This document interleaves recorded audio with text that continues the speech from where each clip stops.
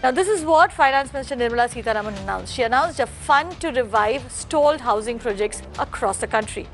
This will be a 25,000 crore rupees fund, where the government is going to contribute an initial corpus of 10,000 crore rupees. The SBI and LIC will together contribute the balance 15,000 crore rupees.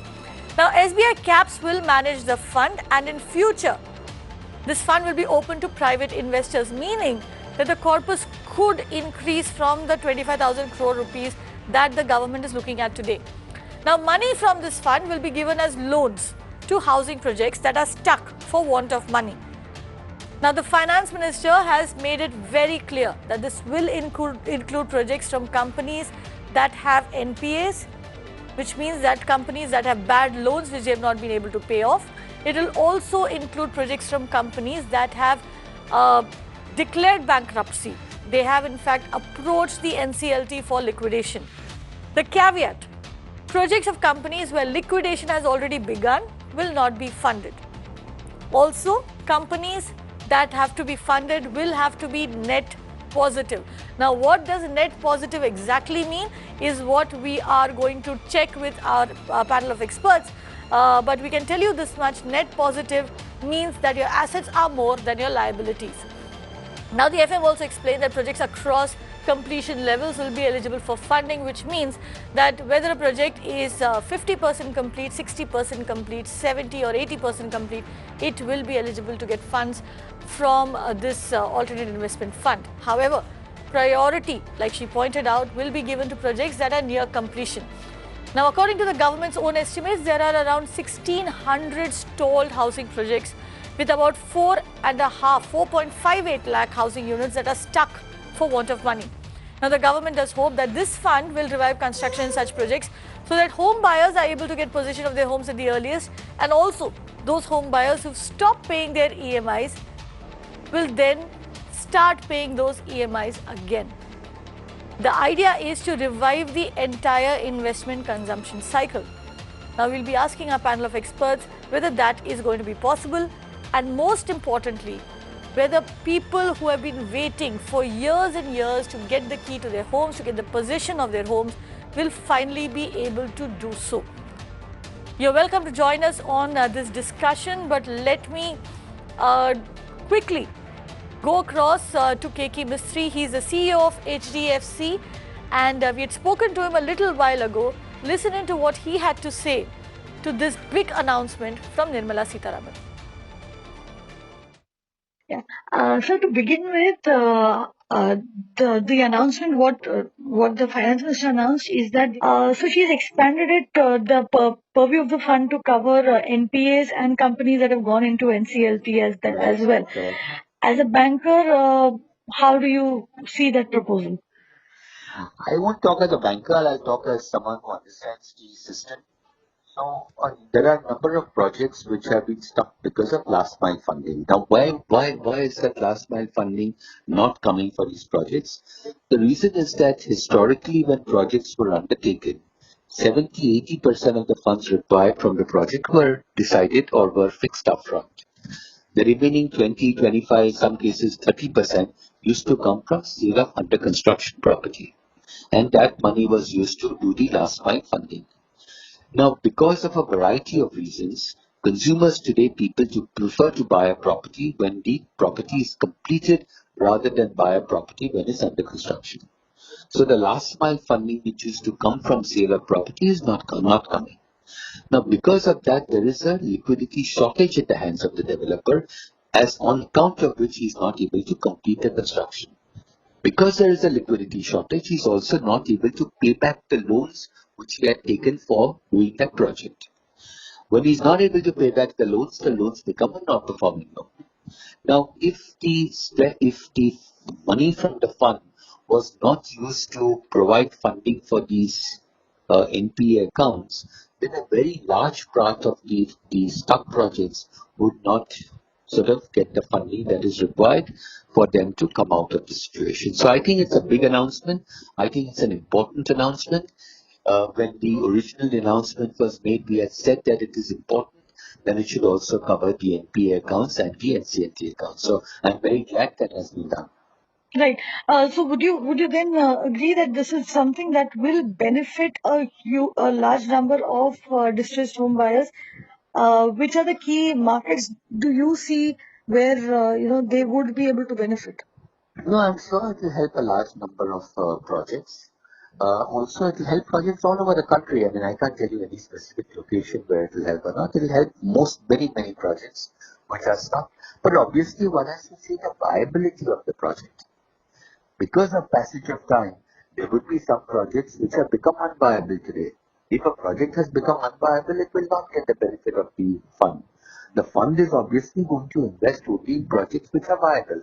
So there will be there will be a number of stuck projects which are viable, and there will also be a number of stuck projects which are not viable anymore.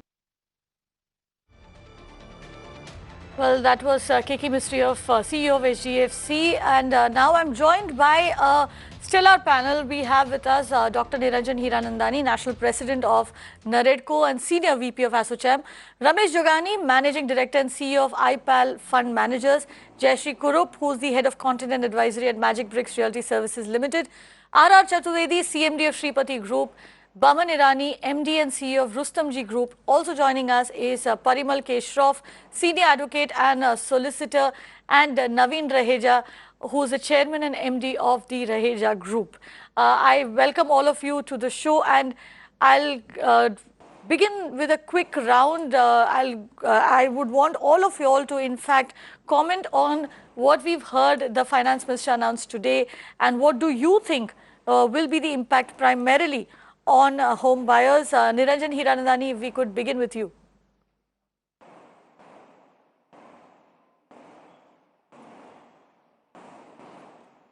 Well, I'll go across to Baman Irani. Baman Irani, what do you think will be the impact on home buyers primarily? Will this enable people to finally access their homes?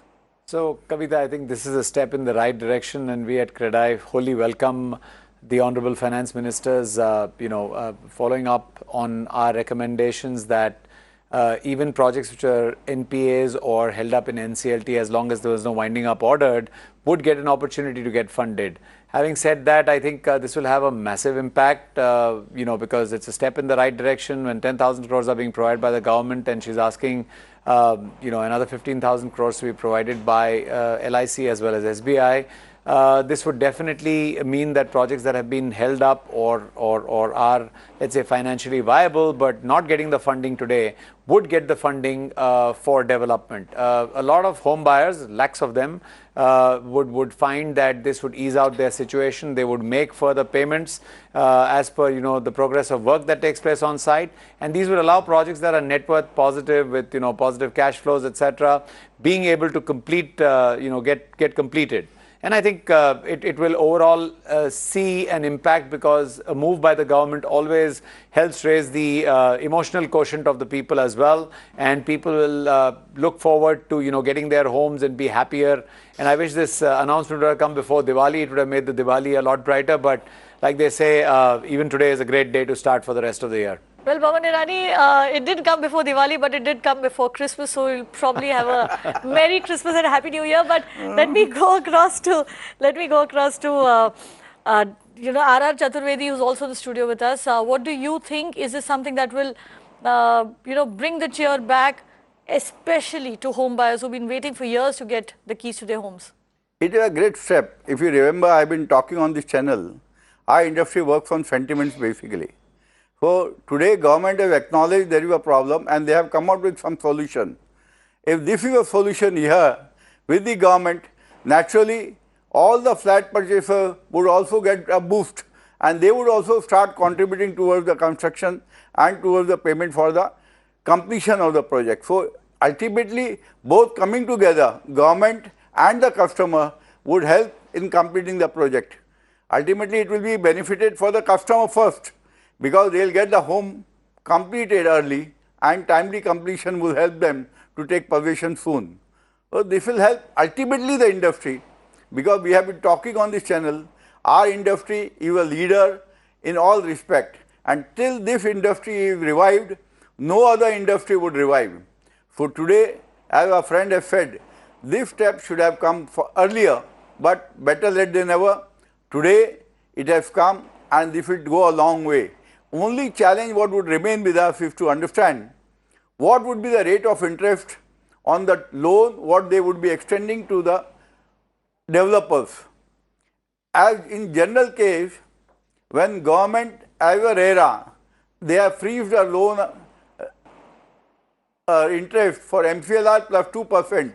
I think they should go ahead with that only, and they should fix up MCLR plus 2% for this alternative special fund, because ultimately this is only for the stress project, and once you realize this is a stress project, you cannot expect more benefit out of the stress projects, and you have to go for a minimum rate of return, that is MCLR plus 2%. Number two, timeline of implementation should have been also planned now in a better way. If the execution, planning, everything goes well, it will really help the industry to do well. Right. So two key areas there where we need clarity. But let me go across to Navin Raheja. Navin Raheja, you are present in a market that has probably the maximum number of distressed projects. Now tell us this. One is, of course, how do you see this announcement, and also a key caveat that the finance minister mentioned, that the project has to be net worth positive. How many projects will that essentially be able to cover?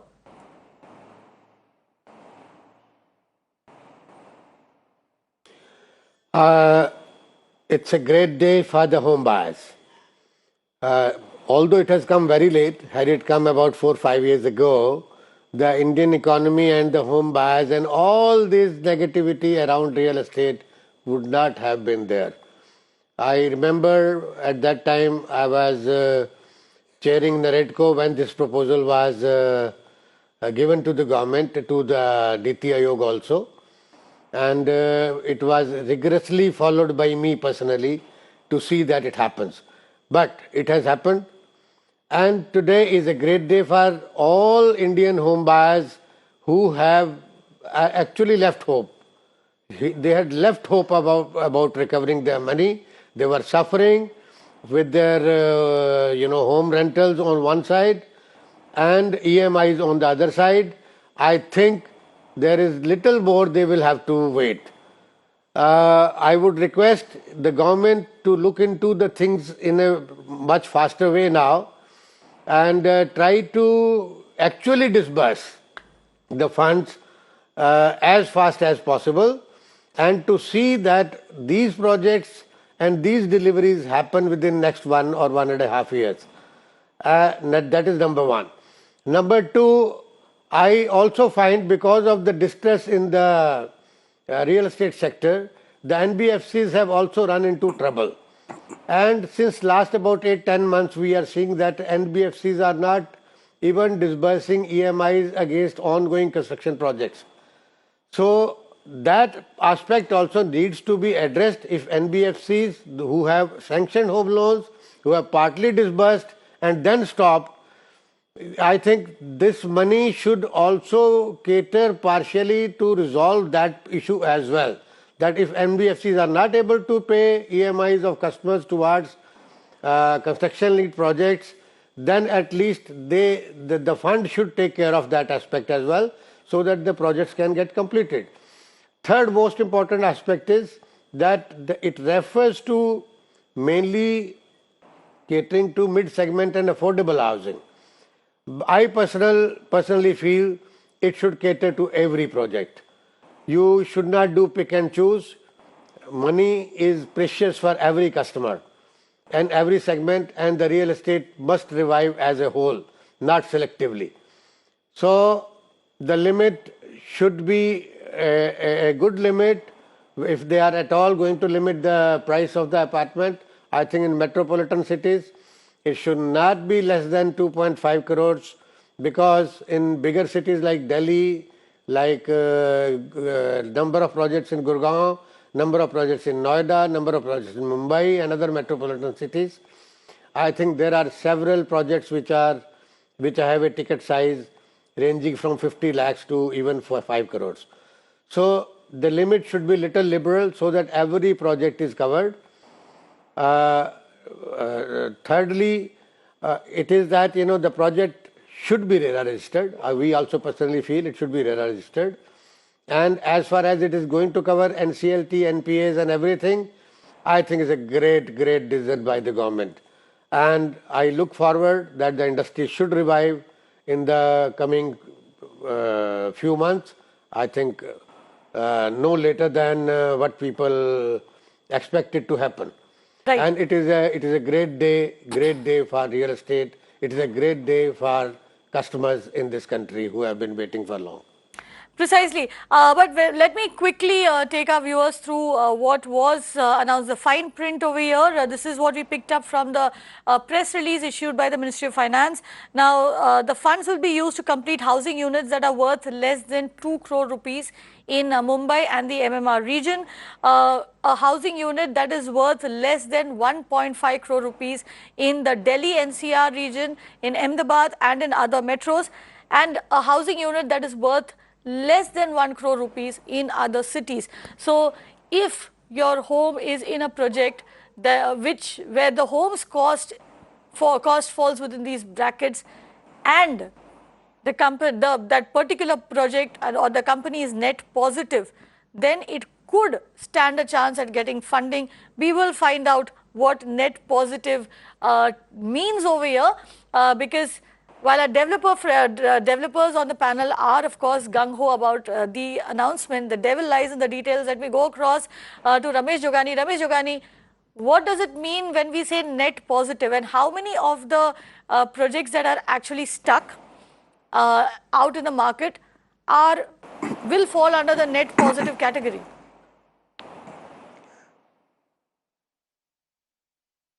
So while this is a great announcement, but this parameter of it being net positive is a dampener in my viewpoint, because most of the projects have come to such a stage because they are no longer net positive. They're no longer viable. So the government needs to work on the viability of these projects. The way they can work on the viability is make the GST GST should be free, or they should give a set off to the developer. The interest rates should come down. The moratorium period of paying interest should be extended. So that's how it will become net worth positive. Otherwise, I see a huge challenge in these projects becoming net worth positive. No, but Ramesh, I'm sorry to interrupt you over there. I'm sorry to interrupt you over there. The funding had stopped in between. Sorry, I'm sorry to interrupt you over there, but what does net positive essentially mean? Does it mean that if I have a project which is stuck, which has 100 flats, and I've sold 70 of those and 30 have been unsold and the project is stuck, does that qualify as net positive? Is that what it means? Or does it mean that that as a company, I should have cash flows?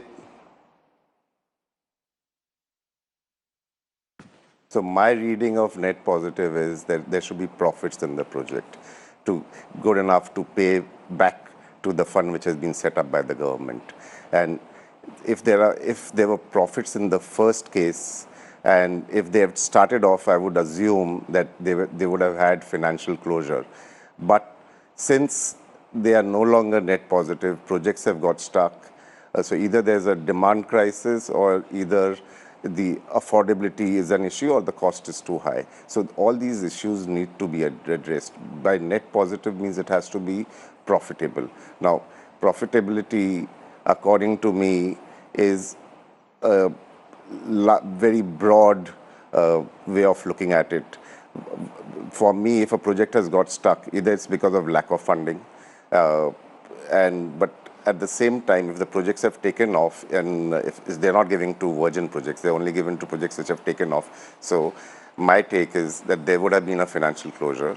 There would, but despite that, the projects have got stalled. So either it's because of the NBFC crisis, the developers have not got money, or genuinely the projects are not viable. So I believe that a lot of projects would fall in the category which are not viable, which is not net positive. And that challenge will continue. That's my take on net positive. How much % of projects would fall in that category, which would not fall under this, which would not be eligible?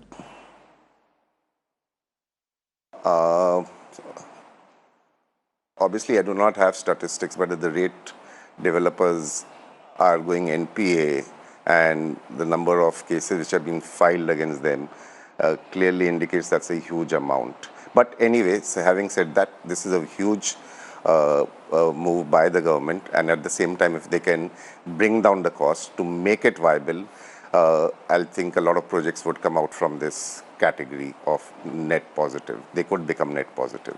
Right. Jayashree, you've been tracking the sector for decades now. You tell us, will this really help, or should the scheme have been tweaked a little more? Because when the fund was announced initially, the government was very clear. They didn't want NPAs. They didn't want companies that were in the NCLT to be part of this. They have now expanded it to include that. Should it have been tweaked a little more?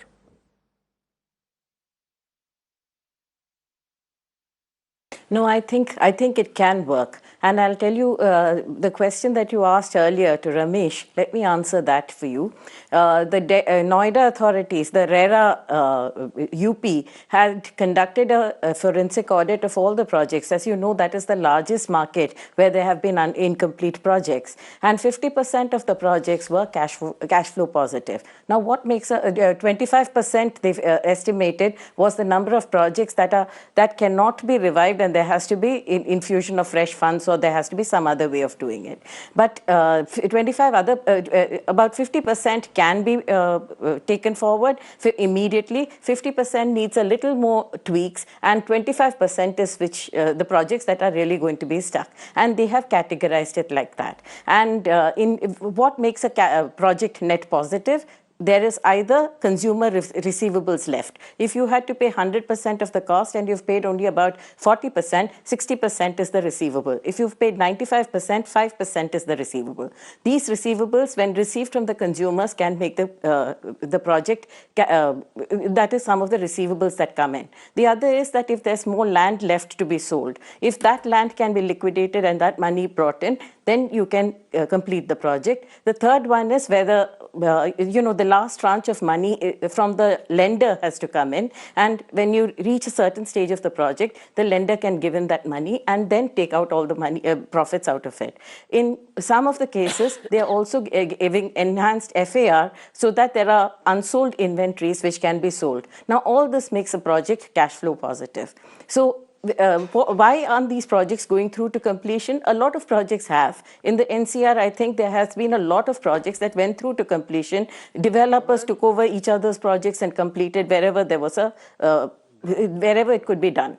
There is one thing that has been done, and that is that, when the last tranche of fund, that stress fund that comes in, right now there's a lack of liquidity. When that fund comes in, it starts the cycle of growth, and more receivables come in, more sales happen when a tower is complete, and that brings in the money. So I think this is a really good move, Kavita.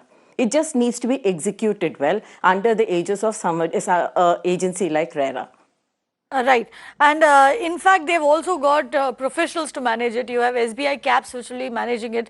They're also talking of opening up the fund to private investors, which means the very fact that private investors will be putting in money will bring in more due diligence. So I'm guessing, Jayashree, that concern should be well taken care of. Yes. But my question to Parimal Shroff, and Parimal Shroff is a very, very respected lawyer. Parimal Shroff, tell us this. Projects get stuck not just because of lack of funds. There are litigation issues as well, which is one of the reasons why projects get stuck. Now, do you think that would be like, a bump in the road for the completion of projects, now that the funding problem at least seems to be solved?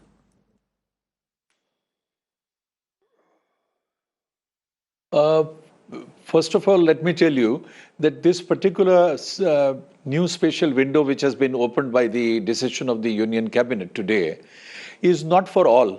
It is only for 1,600 projects which have been identified across the country, and to them that this particular facility, or I would say that the financial aid is going to be provided, and that too provided they qualify further. Now, as a result, you asked me a question for what the projects really get stuck and why do the projects not develop and go into a long spin. The answer is that the most difficult aspect of any business or industry in this country is that of a real estate development. And there is not one. Apart from the sanctioning and the planning authority, and apart from environment, and apart from PILs, and apart from inter-assigned partners dispute, and apart from lack of funds and the stressing out of the project, and the project overrunning the time schedule, there are several reasons which make a good project go bad.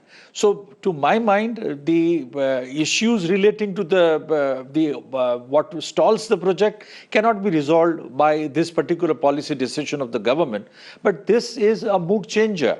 I would say that right now, nobody looked at real estate industry was a complaint. And today we have got a union cabinet stepping in and saying that we are going to provide for a 25,000 crore fund for maybe 1,600 projects which are stalled, with 4.58 lakh estimated tenements that we are looking at. But at least this is what the government has come out with. And this is going to have a overall a sea change into the thinking. And the lending, the credit facility, the way the customer is looking, the way the investors are looking, the way the actual users are going to come forward. Because there was a complete washing out of the trust in the real estate industry, which prevailed, and that created a complete sense of lull, which I believe that the lifting of the mood has taken place with this particular aspect. Though there are a lot of policy issues which are involved in this particular resolution, which requires to, starting with what is a net worth positive.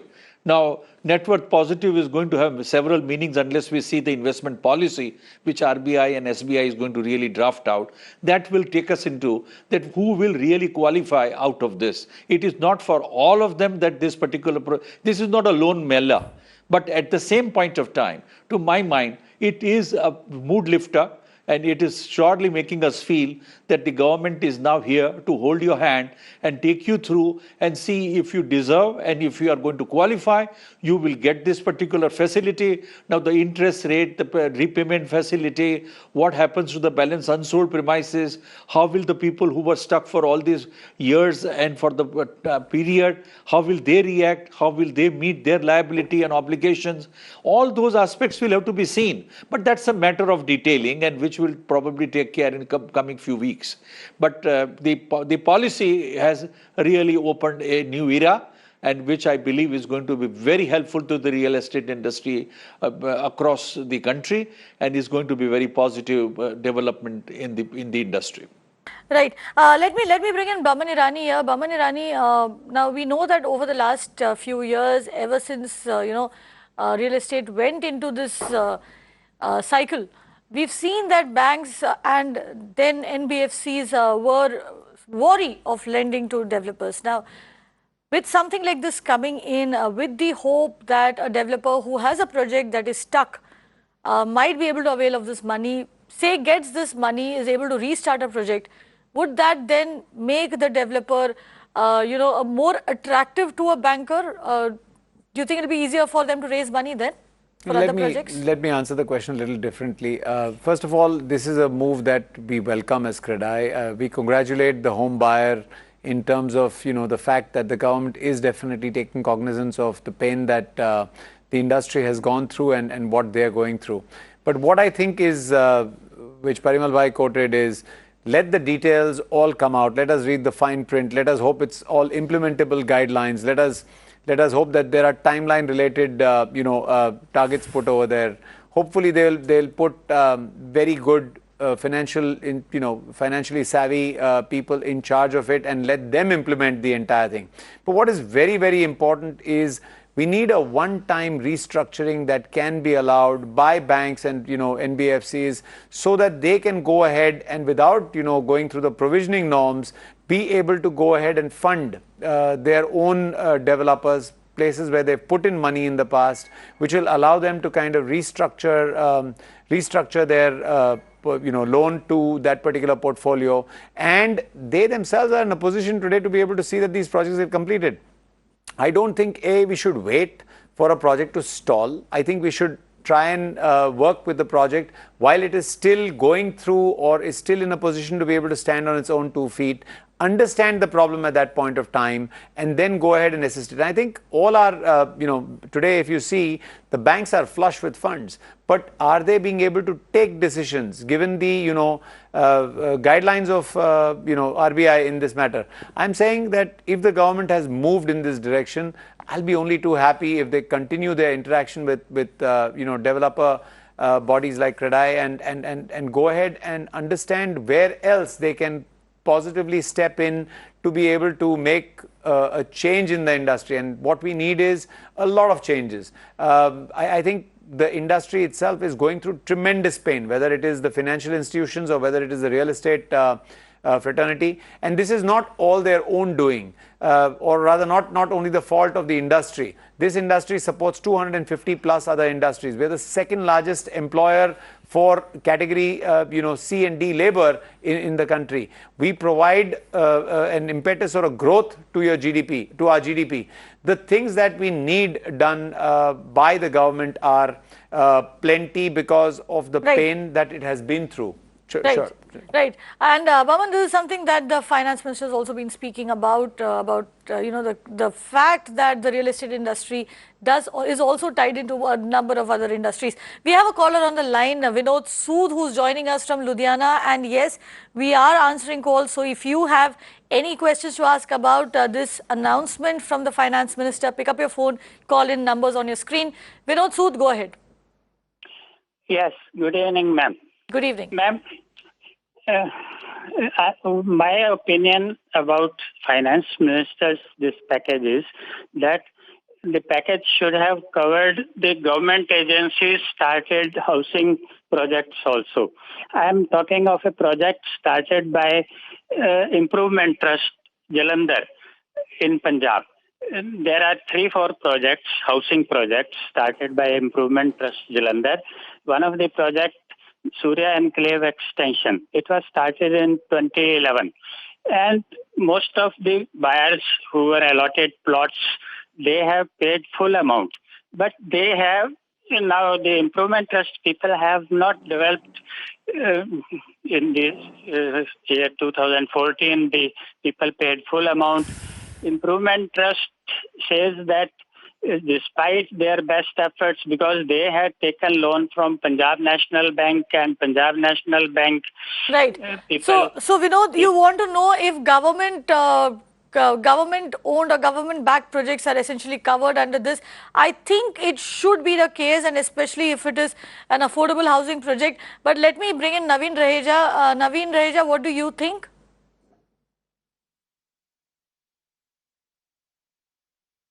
I think although they have not clarified, it is very essential to cover the government-backed projects, be it slum redevelopment projects under PPP mode, be it other government-sponsored affordable housing projects. I think they should all get covered wherever even the government departments or even government agency or authority has put in its equity or they own the land, whatever is the case, it should happen. Secondly, very important aspect which I wanted to highlight, Kavita, again I'm going back upon Actually, the segment for which this will be available. The segment, go on, finish your point. May I continue? Yeah, please finish your point. The segment, hello? Please make your point. The segment, for Mumbai metropolitan area, 2 crores, and for NCR 1.5 crore, it is a very vague definition. A project can have different type of apartments. There can be 2-bedroom apartments starting at 60 lakhs, and there can be 5-bedroom apartments at 2.5 crores. So, when you have to help a project, you have to help a project to complete the whole project, because all these different budget apartments might exist in a single tower also and in a single project as well. So you cannot define whether the limit will be 1.5 or 2 or 1. I think it should be across all the projects. Secondly, the NBFCs and other financial institutions which could not extend their sanction limits to developers. There are such cases project has been sanctioned 200 crores, then BFC disbursed 120 crores, then it ran into trouble, financial crisis, balance 80 crores, they didn't disburse, the entire project went for a 6 because that complete financial modeling was based upon 200 crores. So the project gets stuck. Then the home buyers who have taken loans from these people, these NBFCs, they are not getting, their EMIs are not being disbursed. I think all these aspects need a detailing while the final fine tune of the policy comes forward, that how and in what method they will ensure that each and every project gets completed. As far as it goes to net worth positive, it is very simple to understand. Any project which will repay back the loans, which will give delivery completed project to the customers, and after that it is able to pay back as first priority to this fund also, which is a hand-holding stress fund, or I would ideally say it should go on the recommendations of RERA, because RERA will be knowing which are the projects which need a support, which need a hand-holding immediately. So it should take help of RERA as well, but the money should get, everybody should get repaid, and there should be some profit left.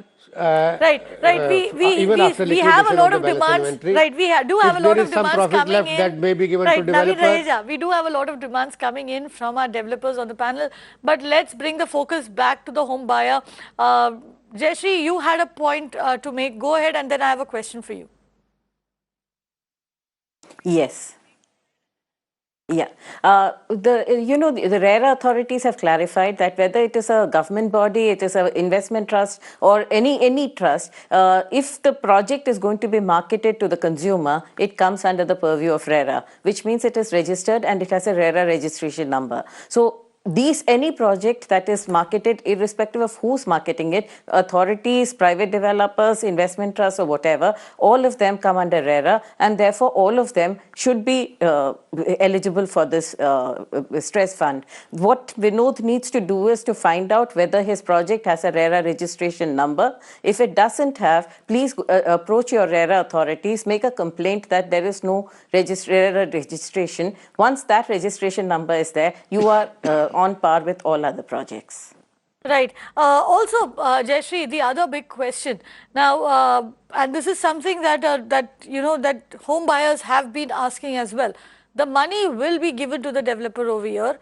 Who is going to monitor how the money is going to be spent? The reason I'm asking you this is that we know there are certain developers who've taken money from home buyers and invested it in other projects. So how do we know where the money is going?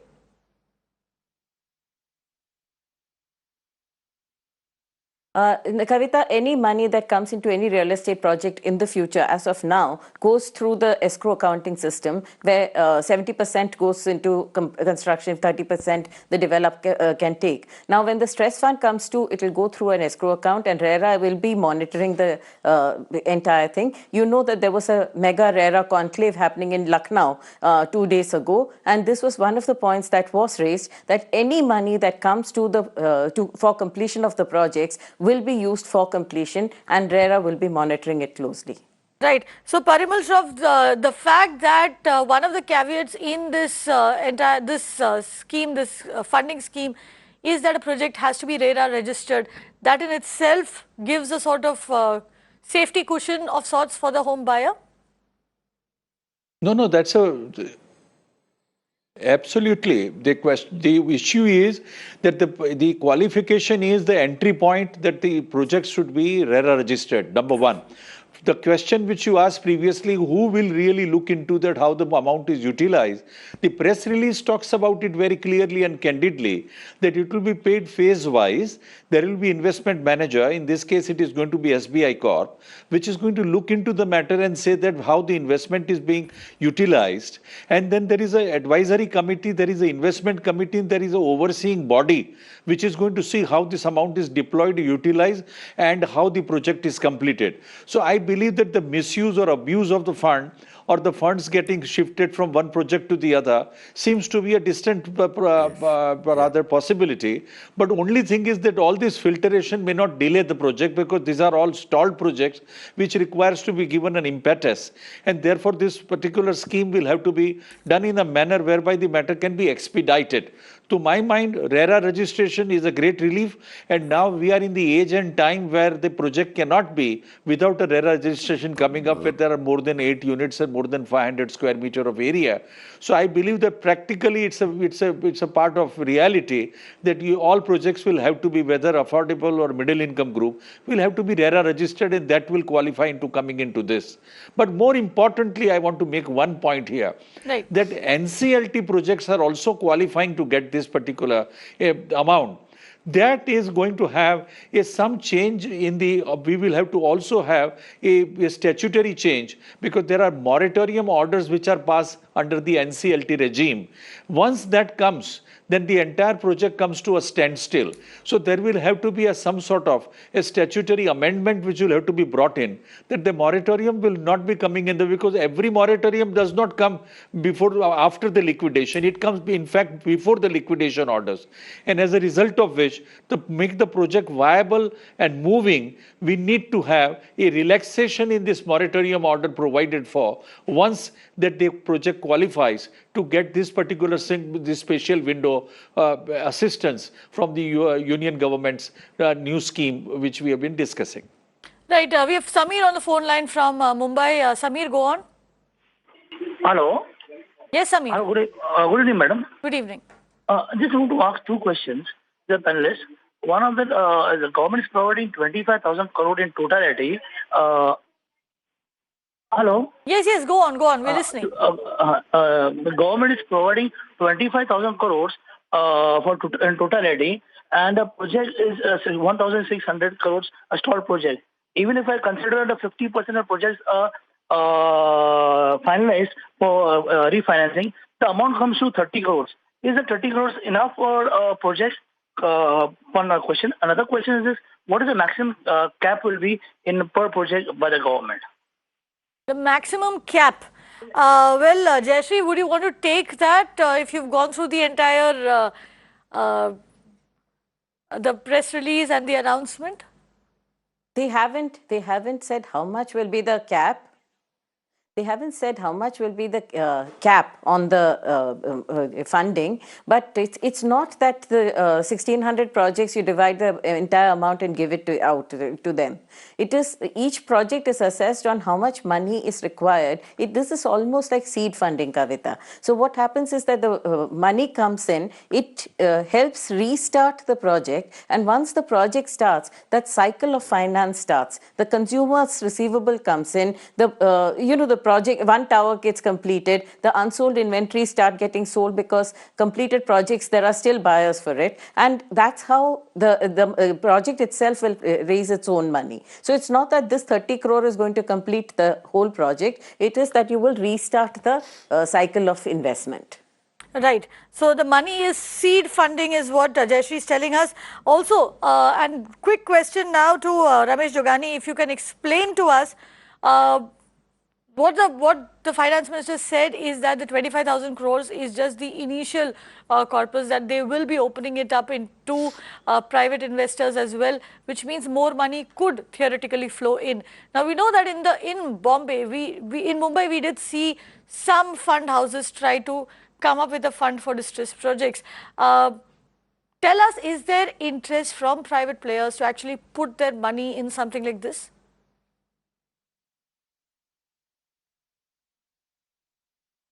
So, obviously, as a fund manager, you want to see whether the project is good enough to give you returns. And a lot of work was done on a lot of projects which required funding, and they discussed with the lenders. But as of now, the lenders are not willing to take a haircut. And that's what doesn't make the project viable as far as Bombay is concerned. I've been studying Bombay projects. So, if the funds... obviously, this will open up to a lot of sovereign funds.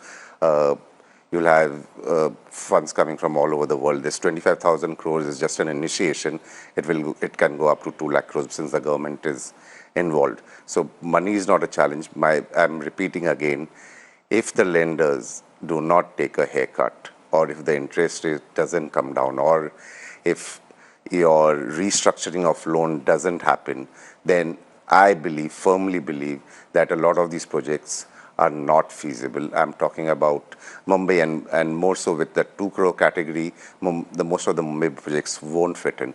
But having said that, we have to work on the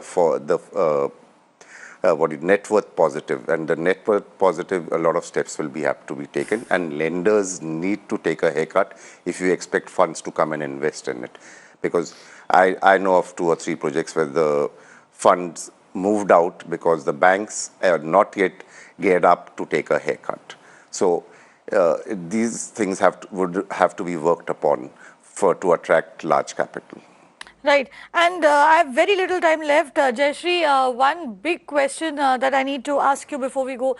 Now, we know that there are projects that are stuck. We also know that a lot of these projects, some of these projects, would have developers who might be in jail. There would be some developers who would have probably approached the NCLT for liquidations. The ones who have already gone into liquidation are, of course, not covered.